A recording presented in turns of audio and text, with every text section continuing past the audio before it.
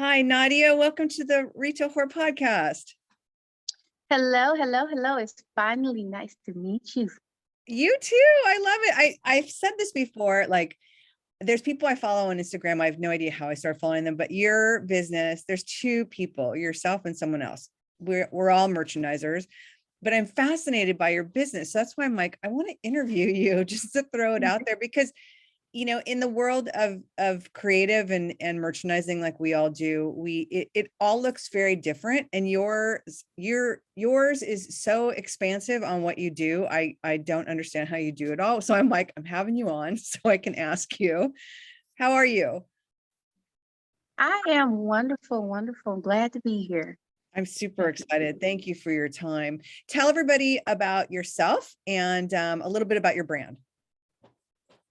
Okay, wonderful. Well, my name's Nadiyah Gully, and that's it's Nadiyah. I always like to point that out because most people, they say Nadiyah. It's Nadiyah. Wait, say it one more time, pronounce it one more time, because I was saying Nadiyah. Is it? Nadiyah. Okay. Yeah, like Aaliyah, it's Nadiyah. Okay. So I am a graduate of Clark Atlanta University and the owner of Swanky D's. We are a merchandising consulting agency, basically. So we specialize in retail events, merchandising services, and fashion forward content.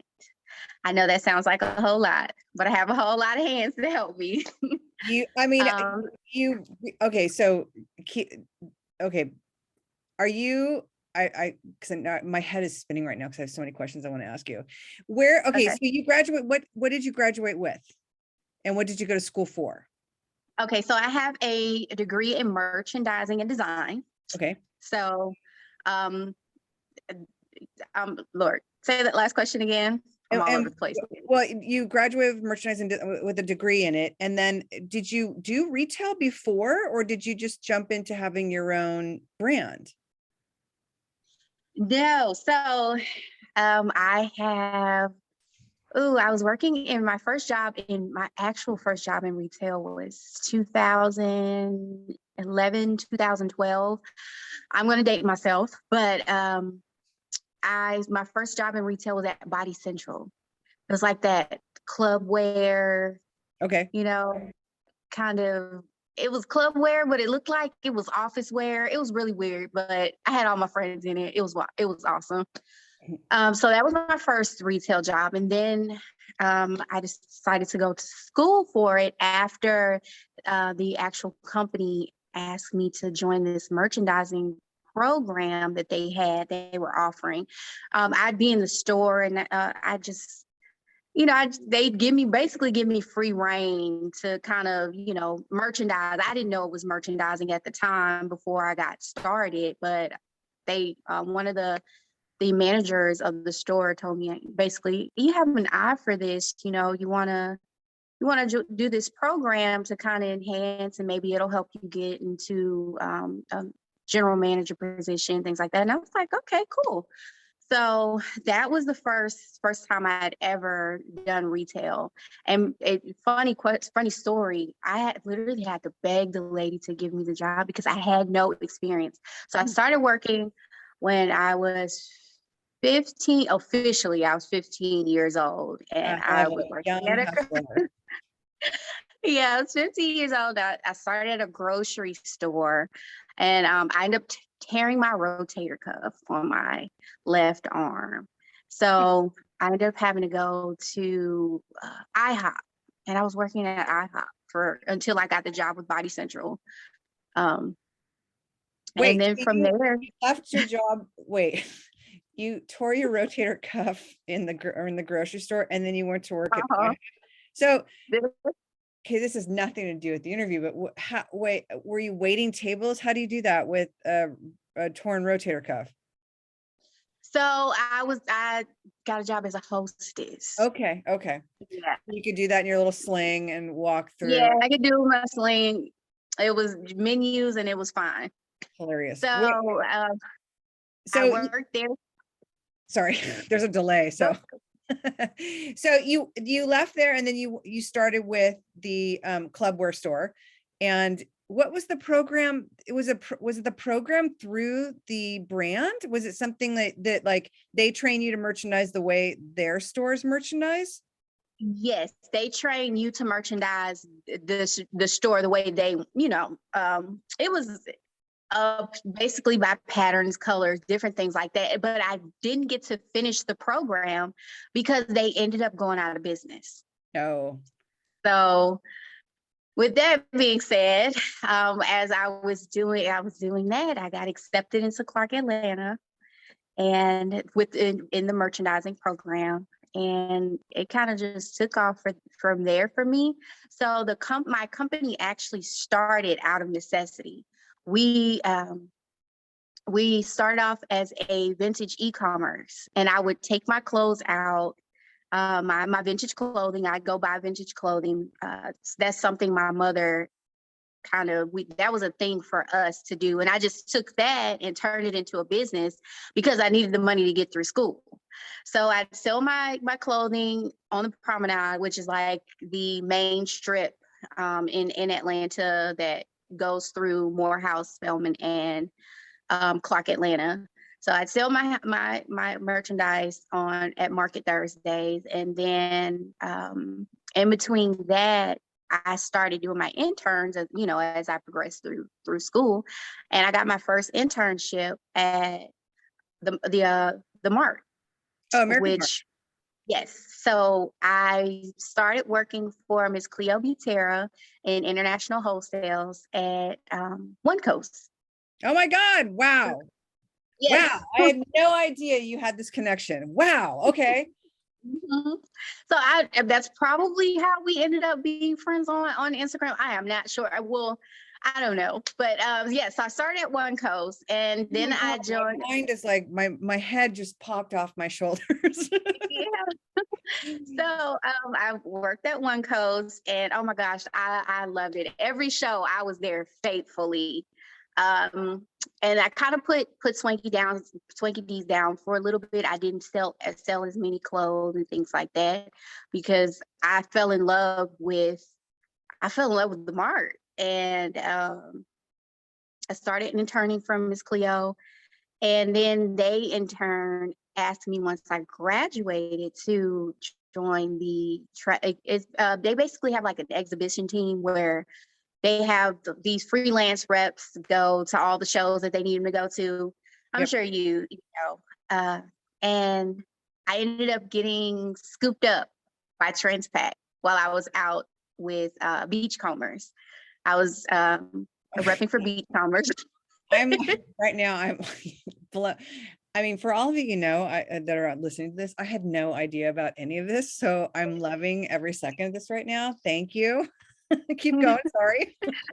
Yeah. So I started as I did the exhibition team for a little while and was loving it, loving the traveling, loving the merchandising. I was able to help set up and break down. It was awesome. I got to meet so many different new vendors, make so many different new connections. And then one day I was repping for Beachcombers, and Miss Tara, who is oh my goodness, I love her so much.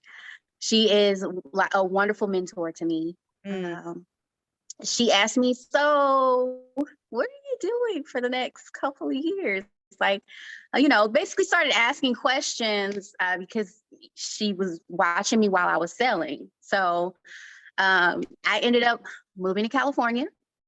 And wait, what? Okay. I ended up moving to California, and I was working for Transpac, and I was over Everellis, the giftable goods company, small little company. They had some wonderful giftable goods. And then they moved me over to Transpac in general, and I was selling, holiday and things like that. Love the company to this day. I still do repping for them on the side, so just a little bit. But then the pandemic happened, And well, we all know how that happened. I ended up getting laid off because I was in international sales, and they had to make sure that their company stayed afloat. So I ended up getting laid off, and so I picked Swanky D's back up, and through the necessity of all of these businesses that were popping up, and my background and I actually owned a boutique, and I interned for so many other boutiques. Then I interned in the wholesale industry. So it was just like, why don't I just take the knowledge that I have and help small businesses who are popping up all over, So Swaggity's was basically rebranded in 2000. I took the time in 2021, and I rebranded. We relaunched March the 2nd of last year to become a merchandising consulting agency. So that's kind of what happened.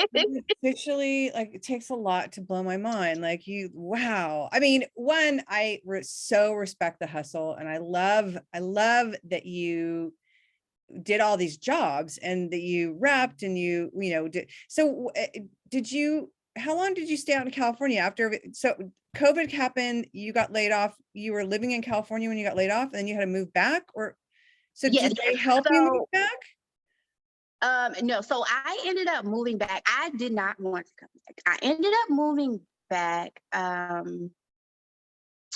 Well, one, because I had got laid off and I wasn't able to really find anything that I wanted, and it was stuck in my head at that point. I want to basically want to rebrand my company and come out rolling.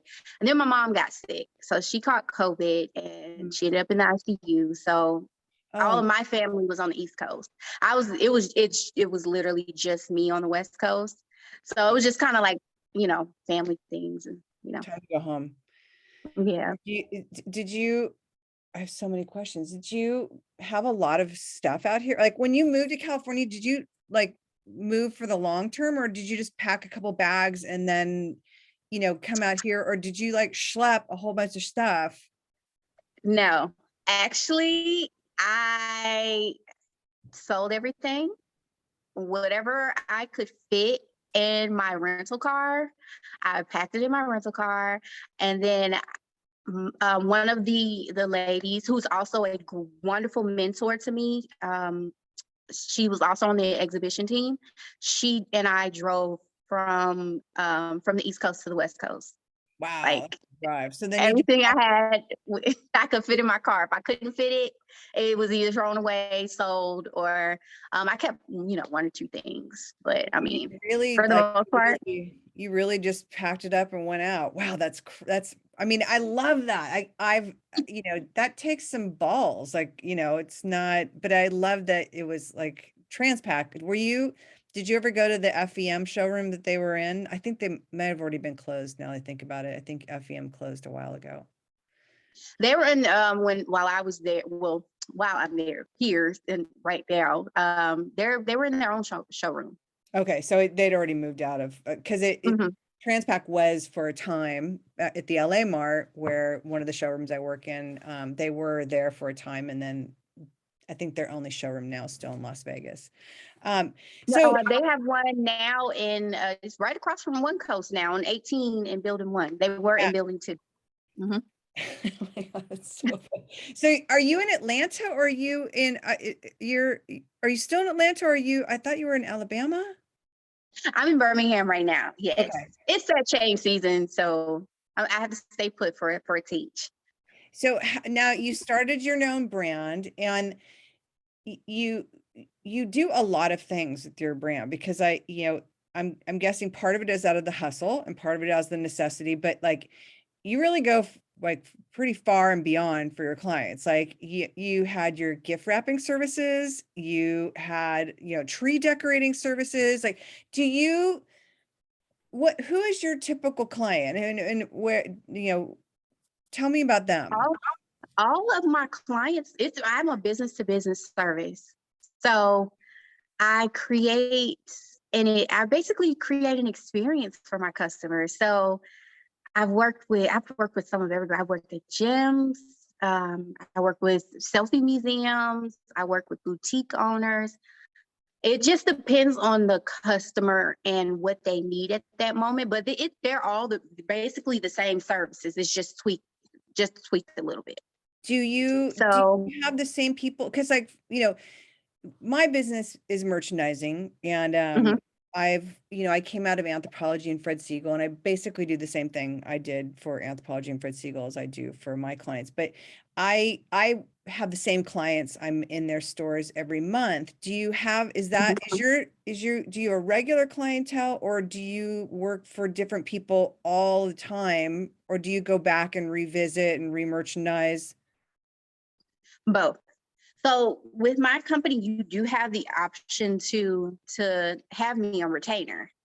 But let's say you only need me to handle um, your grand opening. You want to do something, you want to have a grand opening event, but you don't want to have a sip and shop or a pop-up shop. It's my job to come in and create an experience for your customers, one that you'll remember, whether it be this extravagant open house with a marketing plan or giveaway leading up to it, or you want me to come back and do you want to put me on retainer to do your fashion forward content. And by fashion forward content, it's just creating content. I'm a content creator for several different brands, and sometimes it's as simple as they just want me to come into their store and they have no idea how to merchandise their store to get people to come in, or merchandise their window to get people to come in to stay longer or something of that nature. So it's all the same thing. I'm merchandising or creating it. I'm creating an experience for my businesses so that their customers are they're more willing to come back. So tell me about how, because your prices are really good, and you've offered, how does it work with because it's not a firm. What's the program that you offer where they can pay it off in payments? I think a firm is like that. Sezo. So how It's is that working well for you? Because I've never seen anybody do that. So I really have questions on that, because I know sometimes we have really big jobs, and I always wonder, like, is that an option that we should offer, or? Yeah, so with Sezzle, they automatically give you they give you the entire portion. You know what I mean? Like, say it was your service is $100. They're gonna give you your $100. It's on it's on their end that they pay in the 4 interest-free payments. So Okay.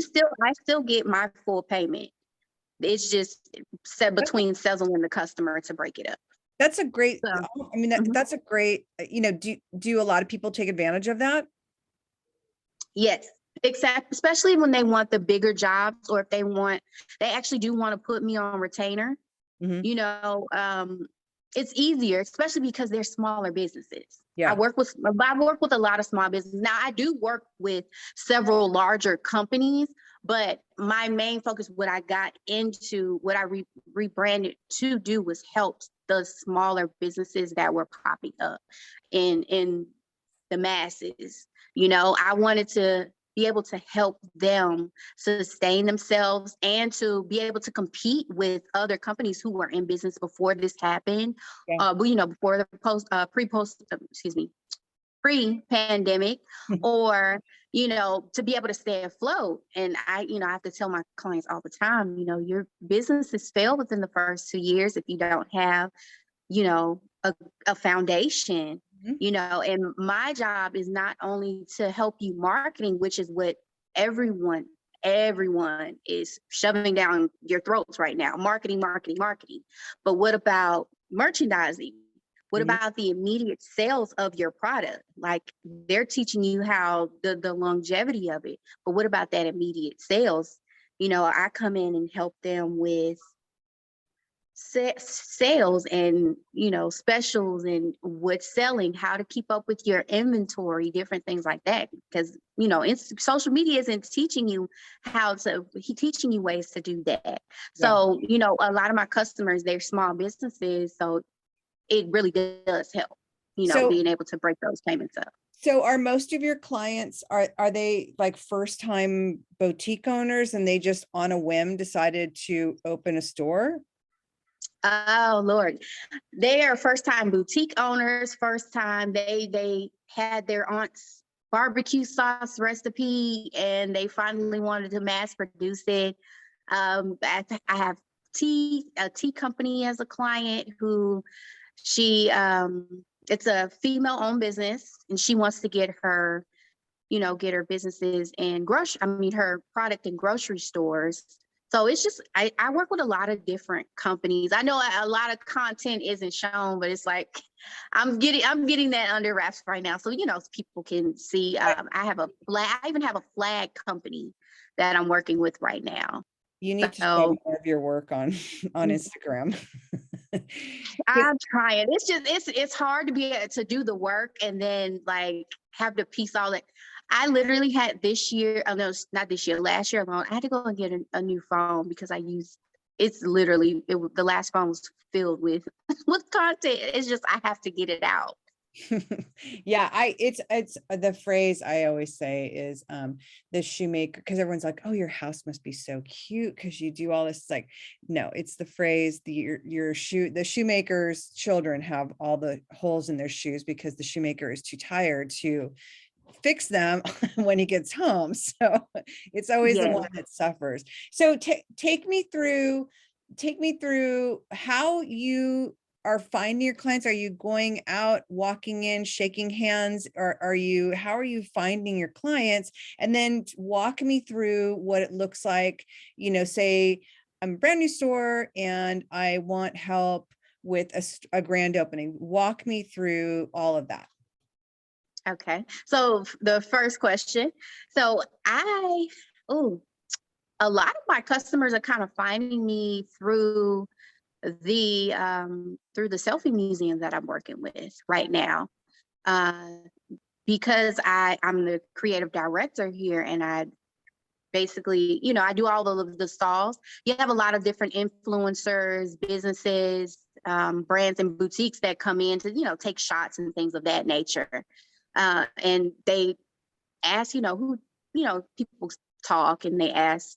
But other than the clients that I get through the Pixel Room, I get them through going in and shaking hands and offering to merchandise adding certain appeals to their stores and things of that nature. I also do, I go to a lot of pop-up shops. That's my basis there. I don't necessarily go to buy, I go to shake hands with the vendors who are there. So that's always a great pool for me to go through too. I love that you do the and then say that again. I love that you do the hand-to-hand networking. That's really smart. It's very not a lot of people depend on that. And I think that as a business person, I think that it's really important that you go out and meet people as opposed to everything's done via DMs and you know, emails. And it's like there's something about that human contact of like, hi, how are you? Let me shake your hand. And you know, your excitement gets them excited. I don't think you ever going to get that response through DMs and emails. Oh yeah. And then for me, it's good to be able to see your setup so that, you know, I can personally say, okay, you know, well, these are the things that would help, especially, which brings to the next question that you asked. Once you want to purchase services, basically. So you purchase your services, and then now I have it, the price as of January, we restructured a whole lot to be able to maintain having several different clients. So we have a base package for everything that we provide, and you pay that initial package, and within the package we send you basically what that package includes, whether let's just say it's the store opening. Yeah. It'll include flyers. It'll include light refreshments. We help you go in and create an experience as far as getting the store ready. If you added on any, like if you want to add on any additional fun factors, like I create you a photo booth within your business or something like that. Now that you would have to be invoiced additionally for, because that's outside of, the service that we provide. We help you with setup and we help you with breakdown, different things like that. So basically while you're off doing whatever else, we're planning this extravagant party. So initially we're event planners for businesses. Okay. So once you do that, we'll have a consultation call. You pretty much tell us what you want. We've given you a questionnaire before we even start this. So just so we can kind of get an idea of what you want, but it's always good to talk to the client beforehand. And I learned this last year because I would just get the questionnaire and they would tell me most times vaguely, okay, well, I need help with this, this, and this. And I'd be like, okay, well, based off of this, this, and this, I created you a presentation. And then you would approve it. And then I would create whatever experience from there. But then now, as of January, I started adding that consultation call in just to clarify what you want. Is there any specific colors? Are you sure? Just being able to talk to the customer, because sometimes they don't know what they want or they can't articulate it through the questionnaire. And I love like you said, that person to person kind of connection. It helps me get to know my client, and they say a lot about themselves within just talking. Like, we want to be able to add that personal touch to whatever we're doing for you. And in this case, it would be the event. So it's pretty simple. You purchase your services, you get the questionnaire, we have the consultation, I send you a presentation. Based off of that, you approve it, and then I get to work. So you also do window displays and you do merchandising. So, there's a company, and I can't remember the name of it, but it sounds kind of like the way you're doing your merchandising services, but they'll create the window and they rent or make all the props and they put them in, and they're there for, I'm not sure how long. And then, I don't know if they take it away or the customer owns it now. Like how does your window services, like I said, I'm like fascinated with this business program, because it's totally different than, how I merchandise. So it's like amazing to hear how you're doing this. Yeah. So with the window displays, it's the same experience. You get the consultation. We let you know, you let us know your needs and wants. We do have the ability for you to rent props from us, but if not, then we'd ask for a budget for us to be able to create anything. Let's just say, like, I do a lot of window displays, if you want to say, for the Pixel Room. And they basically give us a budget and they tell us what they want or what their customers have been seeing, or they just tell us, okay, do what you want to do, but we need this many male sets, this many female sets.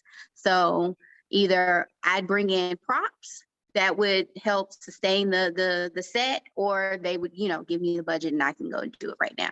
And that's something we're going through right now.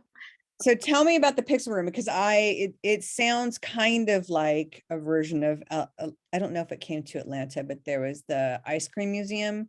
And then there was the Happy Museum, where it's all, the entire experience is interactive. And it's also, I think I don't know how they would do some of them. Like the Happy Museum, there was a giant pool of gold coins, and you literally jumped off of a diving board into it now. And I think about, like, in COVID terms of like how many people are touching all those balls and spit, and like, so those experiences are so sadly not in our world right now. And hopefully they come back, because so is the Pixel Room kind of like that? And where is this space? And how big is this space? So the Pixel Room is located in Leeds, Alabama. It is a selfie museum, just like the Ice Cream Museum or the Happy Museum or Selfie World, which is a chain. And we have over 40 different walls and rooms to choose from to come in and take selfies. Oh my goodness, I can show you better than I can tell you. Yeah, because this is going to be on YouTube, so that'd be great. Yeah, perfect. Okay, so I'm gonna take you off the stand, and I'm gonna let you be great here. Okay, hold on. So somebody we have owns this, and you create all of the spaces for this. Okay. Yes, so I create the spaces for the set. So this is the one I'm sitting in right now. Okay. Cute. How big is we're the space? It was an old Forever 21. So if that gives you Okay, so it's inkling. big. Yeah, so it's very big. So we're on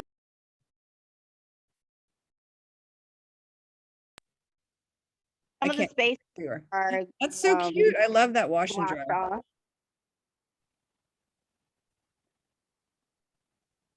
And the birthday room.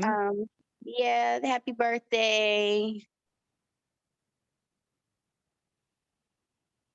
Crowns. We have a whole hilarious farm here. Is this in a mall? Yes, so it's in an outdoor mall. So we're literally right across the street from a here. Let me see. We're literally right across the street from a restaurant, and we're in between an antique mart and Coach. It's in Leeds, Alabama. So we have Are they open every day, or is it like a weekend thing? That's great. So they're open Thursday through Sunday, and all of this is about to leave, and we're literally I'm in the process of changing all of this up. Very cool. We also do birthday parties here, so it's awesome. So where are you resourcing all these props from? Like all those old school computers? Back to my roots. I thrift. I do a lot of thrifting. Do a lot of antique shopping. Oh my goodness. A lot of refurbishing, like all the couches you see in here right now, I've refurbished them. Impressive. So this is one of your clients that this is obviously somebody you're working with all the time. So, and then in between sorry? They have me on retainer, yes. And then everybody else you're kind of squeezing. So the holidays you did Swanky D's elves, and you guys all went out, and tell me about the mobile gift wrapping. Yes, so that was like I've always done that. Ever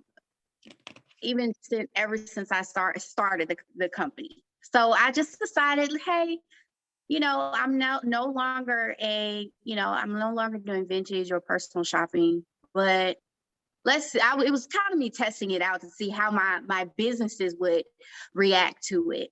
But they did. They reacted to it really well. Just to be able to have that, like I said, creating that experience. So we would literally go to companies in an elf costume. I'm not an elf costume, but our fairy costumes.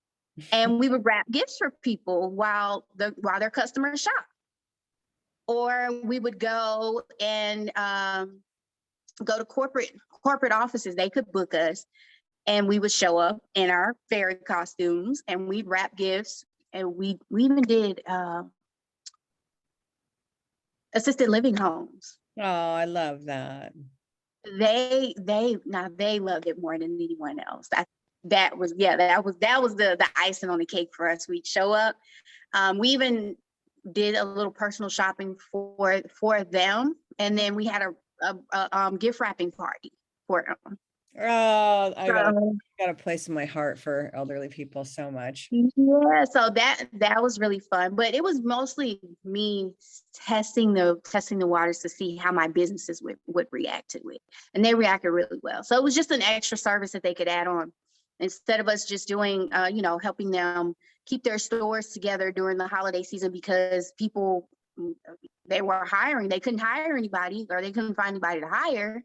They would pay us to come in and once or twice a week just help them fix up their stores and bring out new merchandise and different things like that That to is help them freaking out. brilliant. Girl, you are like, that is so brilliant. I love and respect the hustle so much. Like, and okay, if you don't mind me asking, how old are you? I'm 29.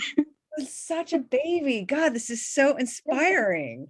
And then what I love, because I have a pet charity, and I've always said this on the podcast, that I believe in giving back. And I think it's really important, no matter what you have, that you give back time or you give back money or you do something. And you have a huge give back program that you work with young girls. Tell me about that. Yes.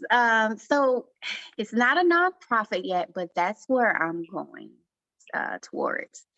It is, well, we're actually have an event coming up called Breakfast at Swanky's, which is a Breakfast at Tiffany's themed prom tea and scholarship event.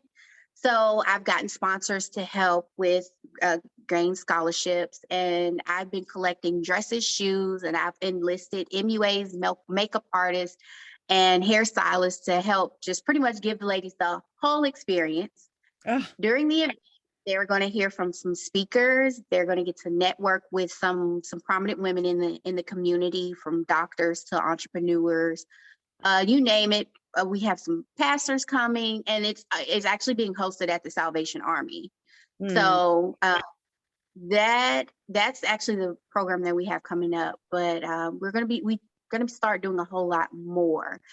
It's really important for me and my background, where I came from and how I know my struggles, dealing with there, and especially during high school. My mother, she had cancer.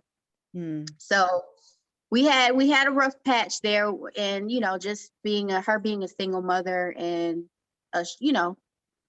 just the whole thing. I just want to be able to pay it forward, and then all the blessings that I've accumulated over the years, all of the mentors that have come into my life to help me get to the place that I am. I don't care who tells you that they've done it by themselves. They're lying. You can't do it by yourself. Yep. You don't have all the knowledge when you're 19 as opposed to when you're 29. You can't get where you are today without having someone in your life to push you, or to spark that idea within your life, or something like, things like that. So I love paying it forward, whether it be, me helping young ladies or me donating my services or time to just to make things pretty. I love making things pretty. I love that. Tell me how the girls, because I know there is a process and they have to have a certain GPA. Tell me about what the parameters are for them to come to this event. So for them to be included into the event, we did change it slightly because although I'm a millennial, I'm old school. So I initially wanted you have to be in the Birmingham and surrounding areas. You have to be within a certain age group, which is 7th to 12th grade. So because, 8th grade prom, 11th and 12th grade prom, but we wanted you to be able to continue through with the program once we started it. And then we wanted you to have a 500-word essay on the importance of dressing for success, a letter of recommendation, and then, your GPA. It has since changed for you. It's not a 500-word essay anymore, but a video interview. Okay. And then we did learn the GPA, and I had to think about it because I was like, in college, my senior year, I had a lot going on, and I actually did a program like this for my 11th grade my 11th grade dance or something like that. They had like this event in the mall where you paid $10 and you got to go in and find a dress or something like that. It was like ring dance or something. I know my high school, I mean my 12th grade prom, I made my dress. Mm. Yeah, so I kind of based it off of that, but I like dressing up. I'm just fascinated with legendary women between like the 1950s to the 1980s and how glamorous and wonderful they are, and how we're not where we're nowhere near what they, Oh, no. It's so sad. Who are some of your favorites from that era? Oh, I love Dorothy Dandridge. Mm. I am a big fan of Josephine Baker, Frida Oh, Kahlo, Marilyn Monroe. It's like the glamorous women. Lena Horne. Oh my gosh, they were ladies. You know what I mean? yep. Mhm. So that's what. If you notice, every chance I get, I'm always in like this glamorous dress. Like if you scroll all the way down, I'm always in a glamorous dress somewhere. So Yeah, that's there is something to be said about it. And unfortunately, I never get a dress like that because I am schlepping furniture in stores and carrying boxes of inventory and bending over and picking things up and up on a ladder. So I am so envious of being able to dress like that. Like that's why when the gift shows come up and we just got back from Magic, the apparel show, it was like I was so happy to wear a dress because I never get to wear it. right. Look, I know the life you live. If everyone, they're always like, "Why are you always in black?" So I actually posted something today because I look cute in it. It's easy, and when I'm dragging boxes or up on a ladder, you call me most of the time. If I pick up, it's because my phone was sitting on the top of the ladder. I know that's not safe, so No, ma'am. Mom, I know, but I'm always on a ladder. I'm always cleaning under something. I always have something over my shoulder. So I wear a lot of black. A lot of black. Do you, because you have the thrift background, did you read Sophia Omarosa's book? No, I What? did not. You okay, out of all the books, Sophia Omarosa started Nasty Gal. And she No, okay. I'm not gonna lie to you. I watched the series. I know. okay. Well, so she started that, but her book is phenomenal. I mean, it's all about how she created this business thrifting and unfortunately, it didn't end well for the NASCAL part, but she still continues to preach what she did of working hard and like literally putting your nose to the grindstone and but if you haven't read her book, I highly suggest it because it's so inspirational. And she is like straight up hustler. I read her book and I came away from so much. I watched the series. I didn't read the book, but now I'm gonna now that we have a recording, let me go back and read the book. Yeah, read the book because like any movie that they put out after a book's been put out, there is a shit ton of stuff that's not included in it. So you need to go read it because it's like I could see you writing something like that for the girls and like how your story came about because it's so inspiring, like what, where you came from, what you're doing, why you're doing it, and all these hats you're wearing. And like I said, like when I started this podcast, it was to interview retailers, wholesalers, and hustlers. And, the hustle is for real. And I so respect people that like get up every day, do the grind, and wear all these different hats, all to propel their business forward. So I'm really glad I did this because it's like I stuck with my intuition. It was like I said, your business platform fascinates me because you were always doing something different and all these different services you offer. So I'm thoroughly enjoying this interview. Thank you. Tell me what is advice that you would give young girls wanting to get into the industry? What is your advice for them? Oh my goodness. The first thing that got me started, all you need is one yes.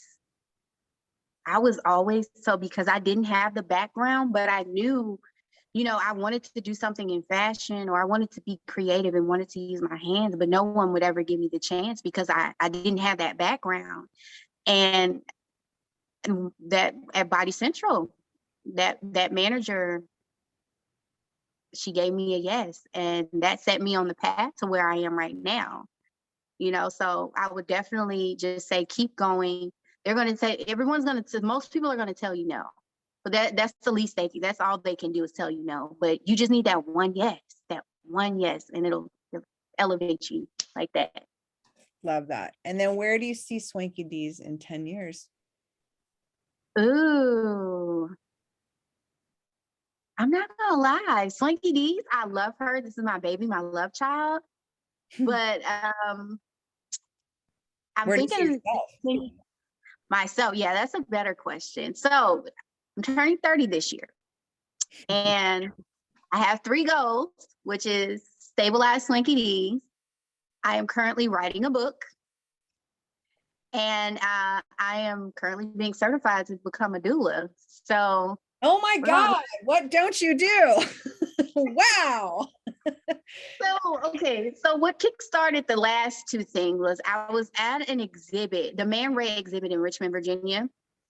And I'm just reading all the captions that are by these pictures. And I'm noticing these people are like, oh, I'm a scientist and I'm a playwright and a model and an actress. And I sing like, and I'm like, lazy. Like, we're really lazy. Like there's so much we could be doing with our time, and so much we could be doing to help the world. Like, why are we not doing this? And I'm just like, social media, and I'm just listing all these things off that, like, they're really distractions from the people that we can be, the legendary people we can be. Mm-hmm. So when I finished with the museum exhibit, I just sat down and I'm like, okay, well, what have you done in your life that you can truly be proud of? Like, and I know everyone's like, oh, you should be proud of everything, but it's like, what are you proud of? And I'm like, okay, I'm proud that I started this business, that I am one of the only people in my family to go to college and graduate from high school and college, really. And I'm like, okay, that's cool. But I'm like, I want to say something to the world. So what can I say to the world, and how can I help the world? So those were 2 things that I thought about, that I could say to the world, and then the doula thing was I can help the world. I feel like I am a great person for healing. Even with my friends, I have this maternal instinct, or this healing instinct. I feel like pregnant women could really use that, that wonderful aura around them. So that's how that came about. So are you still going to do, when you are licensed to be a doula, are you going to still keep your business going? Or are you going to dabble in both? Or are you going to train somebody to run the show while you're birthing babies? I am currently building a team that I feel comfortable with. If I am off, I don't know if you want to say rediscovering myself, that they're going to have, that things are going to be taken care of, So I'm currently building a team that will be flexible, will help me become more flexible within what I'm doing. Thank you so much for this conversation. I am so inspired by your story and what you do. And it just makes me love you even more, from, your persona on Instagram and just watching everything you do. I'm so inspired by you. Thank you. Oh my God. Look, I look up to you. I'm like, oh my gosh. I'm gonna be on the retail horror. Like, I literally, when you text me, I immediately call my mom, and I was like, Mom! Oh, I'm so glad. What? I'm like, Mom, remember that podcast I was telling you about, the retail horror? She's like, watch your mouth. Yeah. And I was like,